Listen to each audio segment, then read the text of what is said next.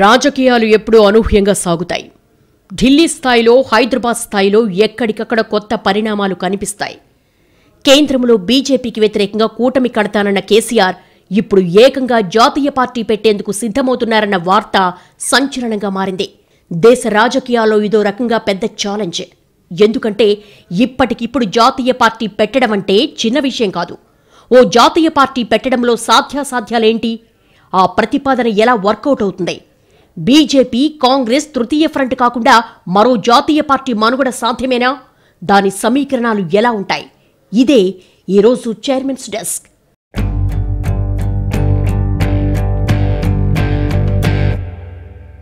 భారత రాష్ట్ర సమితి, ఇదే ఇప్పుడు రాజకీయ వర్గాల్లో వినిపిస్తున్న మాట. రాజకీయాల్లో ఎప్పుడే మలుపులుంటాయో ఊహించడం తేలిక కాదు. మరీ ముఖ్యంగా కేసీఆర్ లాంటి నేత రంగంలో ఉన్నప్పుడు సంచలనాలు సాధారణమైపోతూ ఉంటాయి. ఎందుకంటే కేసీఆర్ మాట్లాడిన వార్తే, నిశ్శబ్దంగా ఉన్న వార్తే. ఆయన ఏం చేసినా దాని వెనక ఒక వ్యూహం ఉంటుంది, దానికో లెక్కుంటుంది. అందుకే ఇప్పుడు జరుగుతున్న పరిణామాలపై ఇంత కలకలం కనిపిస్తోంది. జాతీయ పార్టీ వార్తతో కేసీఆర్ రాజకీయంగా పెద్ద చర్చకే కారణమయ్యారు. నిజానికి కేసీఆర్ చాలా కాలంగా ప్రత్యామ్నాయ రాజకీయాల గురించి మాట్లాడుతూ ఉన్నారు. గత సార్వత్రిక ఎన్నికలకు ముందే పలు రాష్ట్రాలు పర్యటించారు. మమత, స్టాలిన్, నవీన్ పట్నాయక్, అఖిలేష్, మాయావతి సహా అనేక మంది ప్రాంతీయ పార్టీల నేతలతో సమావేశమయ్యారు. ఫెడరల్ ఫ్రంట్ వాదనతో జాతీయ రాజకీయాల్లో చర్చ మొదలుపెట్టారు. బీజేపీ, కాంగ్రెస్లకు సంబంధం లేకుండా ఓ కూటమిని ఏర్పాటు చేస్తామని చెప్పారు. నాటి నుంచి ప్రత్యామ్నాయ కూటమిపై అనేక వాదనలు వినిపిస్తూనే ఉన్నాయి. ఈ మధ్యకాలంలో కూడా పలువురు ప్రాంతీయ పార్టీల నేతల్ని కలుస్తూ వచ్చారు. అయితే టీఆర్ఎస్ 21వ ప్లీనరీలో ఆయన ప్రసంగం కొత్త సంకేతాలనిచ్చింది. దేశానికి కావాల్సింది రాజకీయ ఫ్రంటులు కాదంటూనే దేశ గతి స్థితిని మార్చే, ప్రజల అభివృద్ధికి సహకరించే ప్రత్యామ్నాయ ఎజెండా కావాలని చెప్పారు. భారతదేశంలో ప్రగతి పథంలో పరుగులు పెట్టాలంటే నూతన వ్యవసాయ, పారిశ్రామిక, ఆర్థిక విధానం కోసం వేదికలు రావాలన్నారు. తెలంగాణ రాష్ట్ర సమితి, భారత రాష్ట్ర సమితి కావాలనే ప్రతిపాదనలు కూడా వస్తున్నాయని కేసీఆర్ తెలిపారు. కొత్త రాజకీయ ఎజెండా కోసం దారులు వెతకాలని వ్యాఖ్యానించారు. ఆ రోజు నుండి కొత్త జాతీయ పార్టీ ఊహాగానాలు మరింత పెరిగాయి. రీసెంట్గా ప్రగతి భవన్ సమావేశాల తర్వాత ఈ వాదనలకు బలం పెరిగింది. అంతేకాదు, తెలంగాణ రాష్ట్ర సమితే భారత రాష్ట్రీయ సమితిగా మారుతుందని, దీనిపై ఈ నెల 19న జరిగే రాష్ట్ర కార్యవర్గ సమావేశంలో తీర్మానం చేసి కేంద్ర ఎన్నికల సంఘానికి పంపనున్నారన్న వార్తలు వినిపిస్తున్నాయి. ఇతర ముగ్గురు ముఖ్యమంత్రులను ఒకటి చేయడము, 4 పార్టీలను ఒకటి చేయడము, కొంత దోస్తాన కట్టడం, ఇది కాదు కావాల్సింది. కానే కాదు, ప్రత్యామ్నాయ రాజకీయ గుంపు కాదు, ప్రత్యామ్నాయ రాజకీయ కూటమి కాదు, ప్రత్యామ్నాయ ఎజెండా కావాలి దేశానికి. ఈరోజు ఆ దారులు వెతకాలి. ఓ ప్రాంతీయ పార్టీ పునాదులపై జాతీయ పార్టీ ఎదగగలదా? ఇప్పుడున్న రాజకీయ పరిస్థితుల్లో ఓ జాతీయ పార్టీకి స్థానముందా? అసలు ఈ ప్రయత్నాల్లో సాధ్యాసాధ్యాలు ఏమిటన్న ప్రశ్నలు వస్తాయి. ఉత్తర భారతదేశ రాజకీయాలు, దక్షిణ భారతదేశ రాజకీయాలు వేరువేరు. ఒక దక్షిణాది నాయకుడు పూర్తిగా తన సామర్థ్యంతో జాతీయ పార్టీ పెట్టడం, దాన్ని నడపడం, దేశమంతా వ్యాపింపచేయడం, అందరినీ కూడగట్టగలగడం, ఇది నిజంగా సాహసోపేత ప్రక్రియ. దక్షిణాది నాయకులు ఇప్పటివరకు కూటములకు సారథ్యం వహించగలిగారే తప్ప ఏకంగా పార్టీ పెట్టి దాన్ని జనంలోకి తీసుకెళ్లడం అంత ఆషామాషి కాదు. ఇప్పుడు బీజేపీ దేశంలో అత్యంత బలమైన పార్టీగా మారింది. కాంగ్రెస్ నాయకత్వలేమితో సతమతమవుతోంది. ఒకప్పటి హేమాహేమీ నాయకులంతా వృద్ధులైపోయారు. యువ నాయకత్వం తగ్గిపోతోంది. వారసత్వ రాజకీయం నుంచి పార్టీ ఇంకా బయటపడలేకపోతోంది. మరోవైపు ఆప్, తృణమూల్, శివసేన, ఎన్సీపీ లాంటి పార్టీలన్నీ కూటమిగా ఏర్పడుతున్నాయి. ఈ పరిస్థితుల్లో ఓ జాతీయ పార్టీగా 2 అతిపెద్ద పార్టీలను ఢీకొట్టడం కత్తిమీద సామి. దీనిని కేసీఆర్ ఎలా ప్రయోగాత్మకంగా సక్సెస్ చేస్తారో ఆసక్తికరం. నిజానికి కేసీఆర్ తీరు ఎప్పుడూ ప్రత్యేకమే. ఆయన వ్యూహాలు తిరుగులేనివే. ఏ లక్ష్యం కోసం ఎక్కడ మొదలు పెడతారో ఊహించడం కష్టం. తెలంగాణ సాధన ఉద్యమ కాలం నుండి ఇలాంటి అనేక ఎత్తుగడల మధ్య ఉద్యమ పార్టీగా మొదలైన టీఆర్ఎస్ రాజకీయ పార్టీగా మారి ఇప్పుడు రెండోసారి తెలంగాణలో అధికారంలో ఉంది. 2001లో పురుడు పోసుకున్న టీఆర్ఎస్ 14 ఏళ్లలో అసాధ్యమనుకున్న ప్రత్యేక రాష్ట్రాన్ని సుసాధ్యం చేసుకుంది. 2 సార్లు అధికార పగ్గాలు చేపట్టి ముందుకెడుతోంది. 2014 సార్వత్రిక ఎన్నికల్లో టీఆర్ఎస్ 63 సీట్లు గెలిచింది. పాలనాకాలం పూర్తవక ముందే ముందస్తు ఎన్నికలకు వెళ్లి ఎవ్వరూ ఊహించని రీతిలో ప్రభుత్వాన్ని రద్దు చేసిన రోజే 105 మంది అభ్యర్థుల్ని ప్రకటించి ఎన్నికల శంఖారావాన్ని పూరించారు. ఆ ఎన్నికల్లో 88 స్థానాలతో ఘన విజయం సాధించిన టీఆర్ఎస్ రెండోసారి అధికార పగ్గాలు చేపట్టింది. 2019 పార్లమెంట్ ఎన్నికల్లో కూడా ఎదురులేదనిపించుకుంది. ఈ దూకుడు జాతీయ రాజకీయాల్లో కూడా పనికొస్తుందా? అక్కడ కూడా ఇదే విధంగా రాణిస్తారా? అంతటి అవకాశాలు అక్కడ ఉన్నాయా అన్న ప్రశ్నలు రావడం సహజం. అయితే కేసీఆర్ అత్యంత అప్రమత్తంగా ఉండే పొలిటీషియన్. ఆయన ప్రతి అడుగు వెనుక ఒక వ్యూహం ఉంటుంది. అది ప్రత్యర్థులకు అందదు. ఎప్పుడు ఎలా రియాక్ట్ అవ్వాలన్న దానిపై ఆయన లెక్కలు వేరుగా ఉంటాయి. తొలినాటి నుండి ఆయన అడుగులు ఇదే చెప్తాయి. వ్యూహం లేకుండా ఆయన ఏదీ చెయ్యరు. మరిప్పుడు కేసీఆర్ కొత్త ప్రణాళికలు ఏ దిశగా సాగుతున్నాయన్న ఆసక్తి సామాన్యుల్లోనే కాదు, రాజకీయ పార్టీల్లో కూడా ఉన్నాయి. ఇప్పుడు ఓ వెలుగుతున్న బీజేపీని, అంతో ఇంతో బలంగా ఉన్న కాంగ్రెస్ ని, దేశంలో పదుల సంఖ్యలో ఉన్న ప్రాంతీయ పార్టీలను, వాటి కూటములను దాటుకుని ఓ కొత్త జాతీయ పార్టీ తెర మీదికి రావడం అంటే చిన్న విషయం ఖచ్చితంగా కాదు. రాజకీయాల్లో వ్యాక్యూమ్ ఉండడం, దాన్ని కొందరు నేతలు అనుకూలంగా మార్చుకుని భర్తీ చేయడం చూస్తూ ఉంటాం. కానీ అన్నిసార్లు అదే విధంగా జరగకపోవచ్చు. కొందరు నేతలు అనూహ్యంగా దూసుకొచ్చి తమకంటూ ఓ స్థానాన్ని సాధించుకుంటారు. ప్రజలకు దగ్గరై అసాధారణ ఫలితాలు సాధిస్తూ ఉంటారు.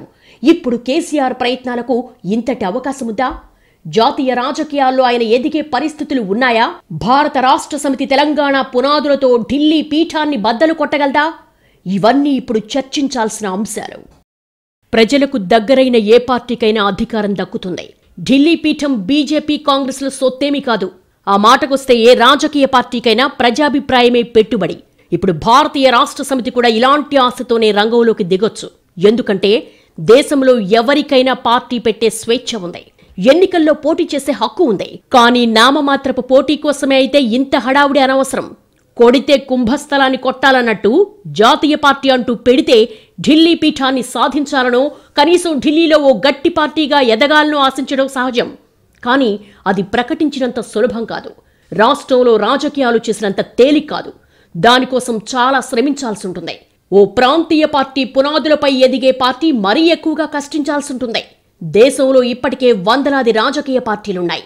ప్రస్తుతం దేశంలో 8 జాతీయ పార్టీలు, 54 ప్రాంతీయ పార్టీలు, 2797 గుర్తింపు లేని చిన్నా చితక పార్టీలు నమోదై ఉన్నాయి. ప్రస్తుతం Congress, Bhajapa, BSP, CPI, CPM, NCP, NPP, Akhila Bharata Trinamool కాంగ్రెస్లు జాతీయ పార్టీలు.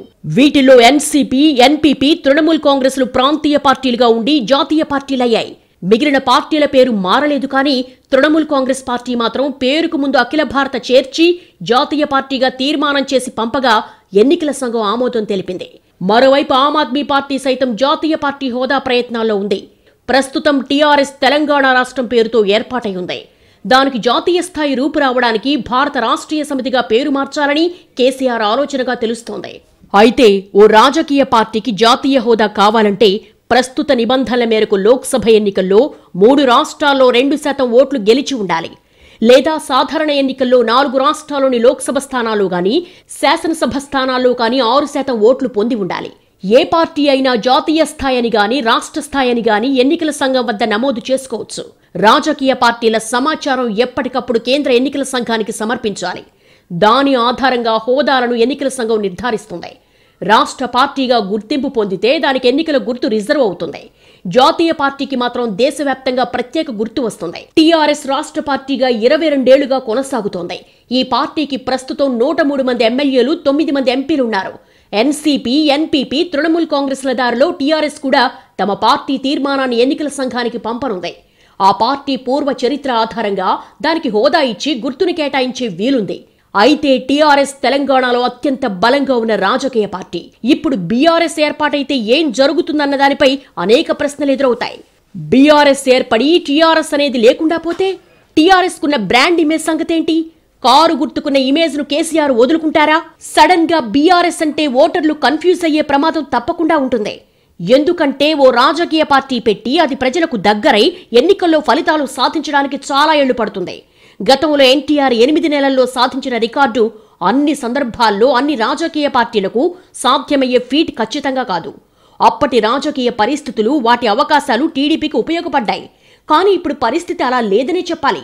ఇప్పుడున్న పరిస్థితిలో టీఆర్ఎస్ కొత్త పార్టీగా మారితే అది జనాల్లోకి వెళ్లడానికి కొన్నేళ్లు పట్టొచ్చు. తెలంగాణలోనే గుర్తు మారితే ఏం జరుగుతుందన్న చర్చ ఉన్నప్పుడు కొత్తగా ఇతర రాష్ట్రాలకు పరిచయమై ప్రజల మనసులు గెలుచుకోవడం తేలికైన పని కాదు. ఈలోపు టీఆర్ఎస్ కు కారు గుర్తుంటుందా లేక మరో గుర్తు వస్తుందా అనేది తేలాల్సి ఉంటుంది.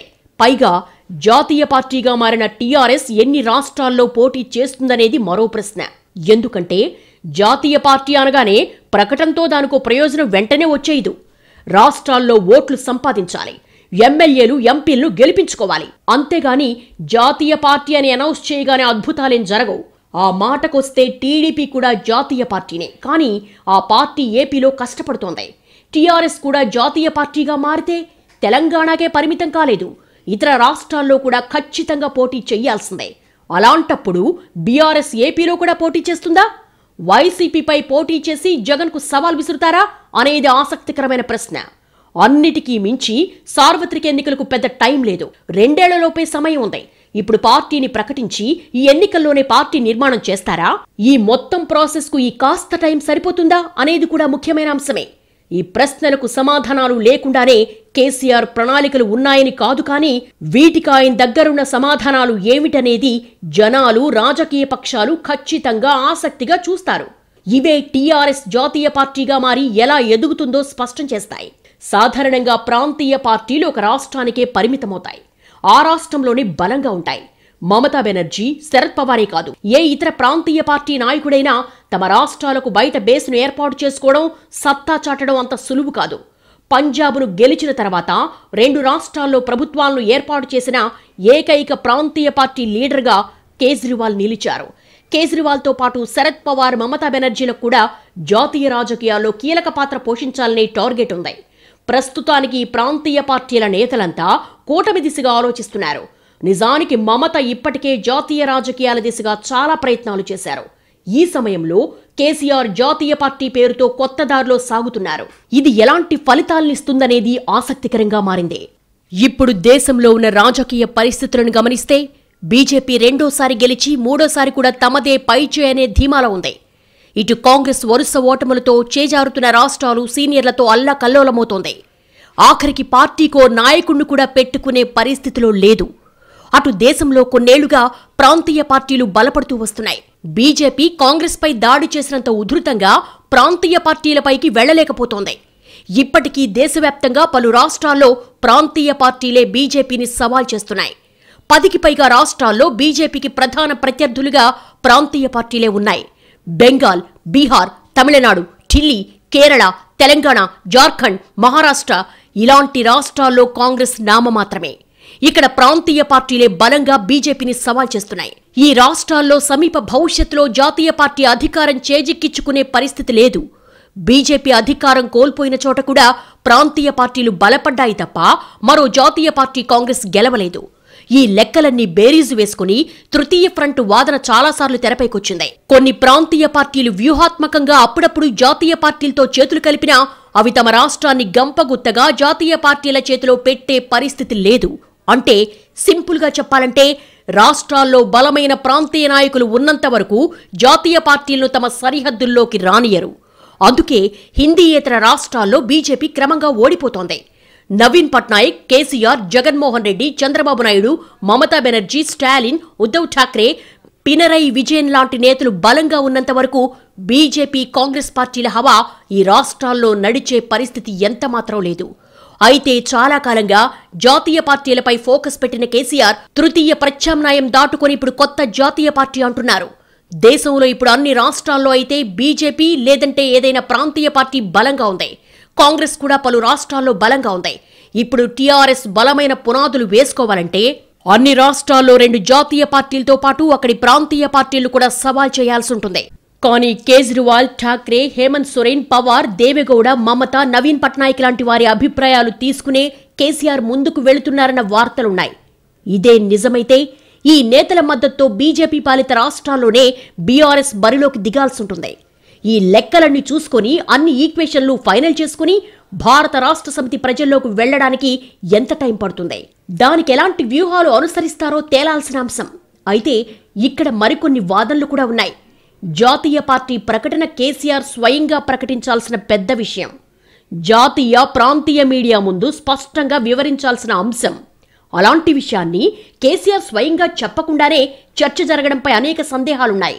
వ్యూహాత్మకంగా వ్యవహరించే కేసీఆర్ ఈ అంశంపై ప్రజల స్పందన తెలుసుకుని అడుగులేస్తారా, లేక దీని వెనక మరేదైనా వ్యూహం ఉందా అన్న ప్రశ్న రావడం కూడా సహజమే. దీన్ని బట్టి చూస్తే నిజంగానే భారత రాష్ట్ర సమితి వస్తుందా అనేది ఇప్పటికైతే ప్రశ్నార్థకమే.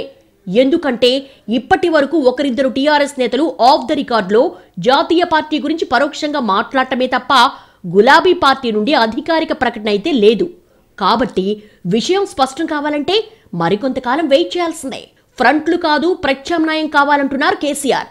జాతీయ స్థాయిలో బలమైన ప్రత్యామ్నాయం లేకనే బీజేపీ ఆడింది ఆట పాడింది పాటగా ఉంటోందని విరుచుకుపడుతున్న కేసీఆర్ అనేక సందర్భాల్లో కేంద్రం తీరుపై విమర్శలు గుప్పిస్తున్నారు. ఇతర ప్రాంతీయ పార్టీలు రాష్ట్రాలకే పరిమితం కావడం వల్లనే జాతీయ స్థాయిలో కాంగ్రెస్ ఖాళీ చేసిన భర్తీ కావడం లేదనేది కేసీఆర్ వాదన. ఇప్పుడు ఆ స్థానాన్ని బీఆర్ఎస్ భర్తీ చేస్తుందని ఆయన అభిప్రాయం కావచ్చు. అదే సమయంలో కేసీఆర్ జాతీయ పార్టీపై భిన్న వాదనలు వినిపిస్తున్నాయి. తెలంగాణలో విపక్షాల నేతలు విమర్శలు గుప్పిస్తున్నారు. అయితే మరోపక్క మొన్నటి 5 రాష్ట్రాల ఎన్నికల తర్వాత బీజేపీ బలంగా ఉందన్న అంశం మరోసారి స్పష్టమైతే కాంగ్రెస్ బలహీనత మరోసారి రుజువైంది. రెండో రాష్ట్రాన్ని గెలుచుకున్న ఆప్ కొత్తగా పుట్టుకొచ్చిన శక్తిలా మారింది. సార్వత్రిక ఎన్నికలకు ఇంకా 2 ఏళ్ల సమయం ఉంది. ఈలోగా జాతీయ రాజకీయాలు ఏ మలుపు తిరుగుతాయో ఎవ్వరూ చెప్పలేరు. ఇప్పటికైతే రాష్ట్రపతి ఎన్నికల హడావిడి నడుస్తోంది. బీజేపీయేతర పక్షాలు బలాన్ని నిరూపించుకోవడానికి శతవిధాలా ప్రయత్నిస్తున్నాయి. ఎన్డీఏకు ధీటుగా అభ్యర్థిని నిలబెట్టే ఆలోచనలో ఉన్నాయి. దీనిపై 22 మందికి మమతా బెనర్జీ లేఖలు రాశారు. ఇది పరోక్షంగా రాబోయే సార్వత్రిక ఎన్నికల్లో ఏ పార్టీ ఎటు ఉండనుందో స్పష్టం చేసే అవకాశం ఉంది. ఈ తరుణంలో జాతీయ పార్టీ చర్చ తీసుకొచ్చిన కేసీఆర్ దేశంలోని అనేక పార్టీలు మేధావులు ప్రజల మద్దతు తనకు ఉందంటున్నారు. దేశ ప్రజల అవసరాలే ఎజెండాగా జాతీయ రాజకీయాల్లో కీలక పాత్ర పోషిద్దామని కేసీఆర్ టీఆర్ఎస్ శ్రేణులతో చెప్తున్నారు. కానీ దానికున్న సాధ్యాలేమిటో తేలడానికి మరికొంత సమయం పడుతుంది. ఇది ఈ వారం చైర్మన్స్ డెస్క్. వచ్చే వారం మరో అంశంతో కలుద్దాం. నమస్తే.